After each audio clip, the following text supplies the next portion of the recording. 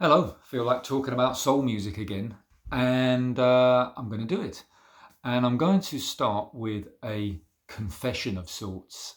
I am a complete musical snob. I make no bones about that. If you've watched my videos, you'll know I take great delight in showing off records which are not very well known and may be considered connoisseur records by some people. Some of them very rare, some of them with a bit of value to them.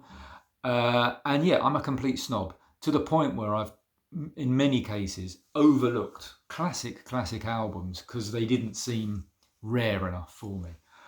I'd like to think I'm not that bad, but sometimes in reflection, I think I probably am. And there's certain artists within soul music who I just never given the attention that I should have. And over the last couple of years, I made a bit more effort to find some of the records, and you realise how so many of those great mega blockbuster artists, they were blockbuster artists for a reason. They were making fantastic music, and all those trendy hipster rare groove albums and things like that, they were all really influenced by these mega artists. For example, Earth, Wind and Fire. I think a group who I always had like a little Telstar compilation of their big hits, which I played a bit, but never really paid huge enough much attention to. And obviously, I knew some of those big hits you'd hear on the radio, but when you get down into it, it's fantastic music. Take an album like this one, That's the Way of the World, which is apparently a soundtrack. I didn't know this, but it is, I believe. And it's just amazing. Just really amazing. Charles Stepney was actually involved in this as well, so I like to look for the trendy hipster names, but here it is. I think with Earth, Wind and Fire, I never liked their cover art. I think that always put me off. I think at the time, particularly like those big sort of weird Egyptian pictures and things like that were quite sort of space age and futuristic, but I always just thought they made their albums look a bit bland. But yeah, getting into it more and more. This is just phenomenal album.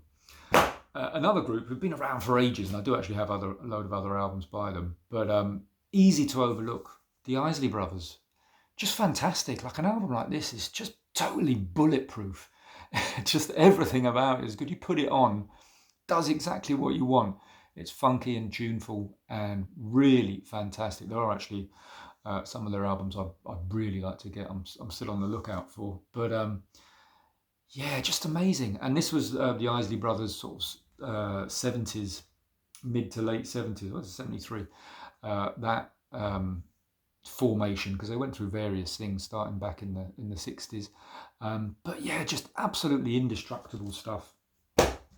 Another group who I overlooked because I always thought they had bland looking album covers, Maze. They just sold millions and millions of records, and I knew a few of the hits and they were quite nice, but I could sort of forget about them.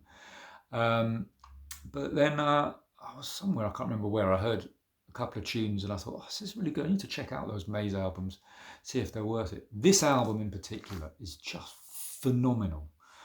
This is just called Maze, featuring Frankie Bellamy.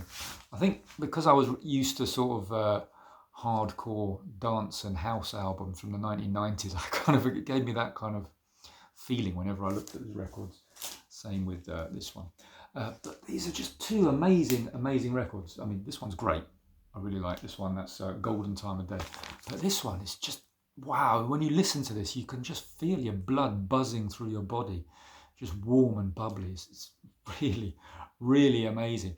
And I don't think any of these albums are hard to find. I did look, I've got this at a record fair a couple of years ago, and it cost me £10 or whatever, £15. I looked online and it seems to be quite expensive in this country, this album. I don't know why, but I'm sure it does turn up. This one I don't think it's so difficult to get, but because I don't think they'd be rare, because there are millions of them sold.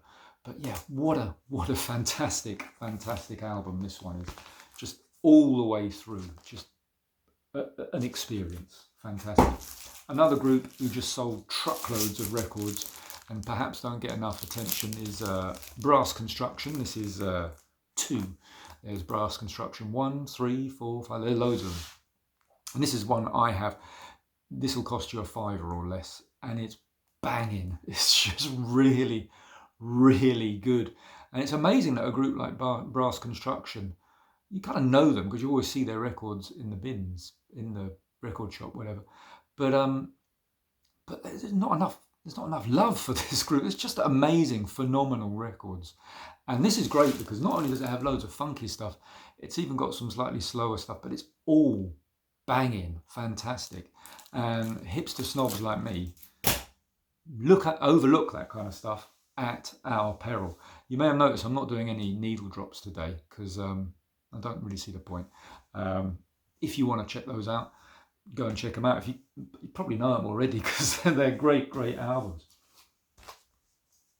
Very easy to make jokes about Rick James, but this album is fantastic. Really, really great street sounds. And as it was pointed out to me by Ed, the video to the song here, Give It To Me Babies, absolutely fantastic as well. Do check that out on YouTube. But the whole album is banging. That seems to be my word of this video. And actually, if we just go here, I do love the inner sleeve in his fine boots there, because it does say at the bottom here, this record may be hazardous to your feet. He's not lying, Rick. This is a really just straight up funky record from 1981, when perhaps a lot of sort of soul purists, they're more into their 60s and 70s stuff. This stuff has legs, and it's got fine red boots that's encasing those legs in. Okay, and then just one more, which again is a record you will see all over the world in charity shops. But in this country, you'll probably see it with a different cover. And I had wanted it for years, and I knew it and I quite liked it. But I was really pleased just recently to get one with the fists. This is the Stylistics, and in the UK you can get it with an alternative pink cover, which is very forgettable. And it's a classic pop album with superlative production. Tom Bell and Linda Creed are doing the songs, and great songs. I mean, the really famous one here would be Children of the Night, which is what I love about pop music. You can have a song about gay cruising and it just sort of passes under the radar completely, but there you go. But yeah, I was really pleased to get this one because it's been through, there's lots of different covers you can get of this. You can get it with just the world on it, or with the fists. And I saw the fists and I was straight away, I've been looking for that for ages, because it's kind of unusual album cover to say the least. And when you listen to the music, so smooth, crooning, sort of boohoo soul, which I really love, it seems a little at odds with it. But yeah, it's a wonderful album. I highly recommend it. It's not a rare album. You'll find it wherever you want. And the music on it is absolutely fantastic. Blockbuster Soul albums. I've got to stop being such a snob. Anyway, hope everybody's all right. Till the next time.